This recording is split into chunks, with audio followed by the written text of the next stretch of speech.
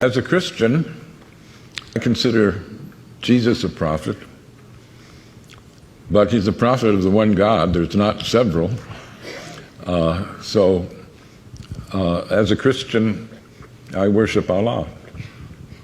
In the Quran, they ask Allah, through Muhammad, how they should pray.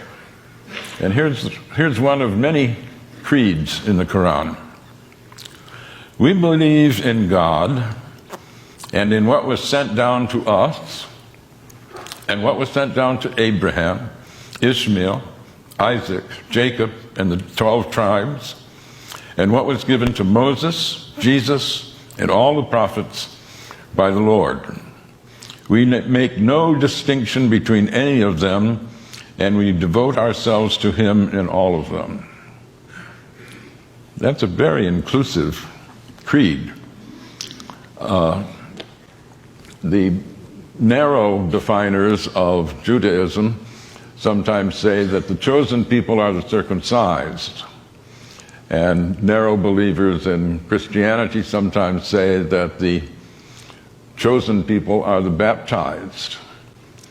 But the Quran says God's chosen people are all the monotheists from the beginning of the creation. And when we think of the succession of prophets, they're given great praise.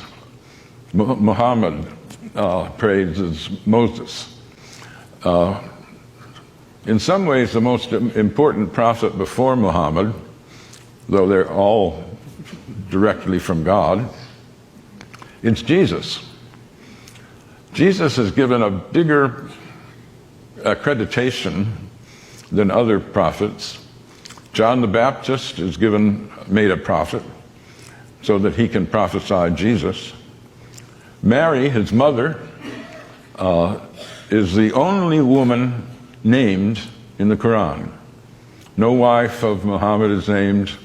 There's no Adam and Eve, there's Adam and spouse. But Mary is not only named, she's made sinless. She conceives Jesus in virgin birth. She is tremendously honored. So one asks, if this is such an inclusive founding document of the religion, what is it that people object to? It's pretty easy to misrepresent Islam because so few have read the Quran. This book I published is a product of my shame.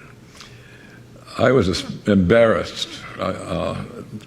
After 9/11, I was talking with a group of friends, academic friends, and we were wondering, is this really an Islamic event, the 9/11 attack? And at some point, people asked, well, who here has read the Quran? None of us had.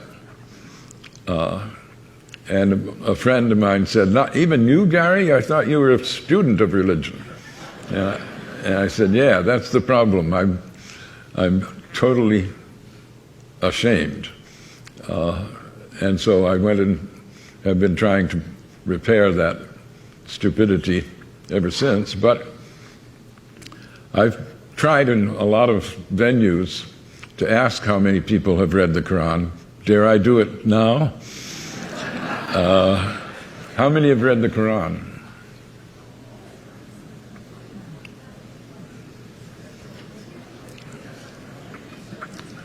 A minority, certainly.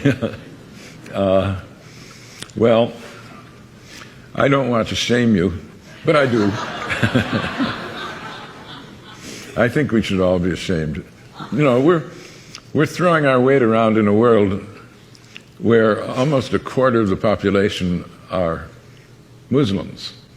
And not to know, how can you say the Islamic State is a false construct if you don't know what true Islam is.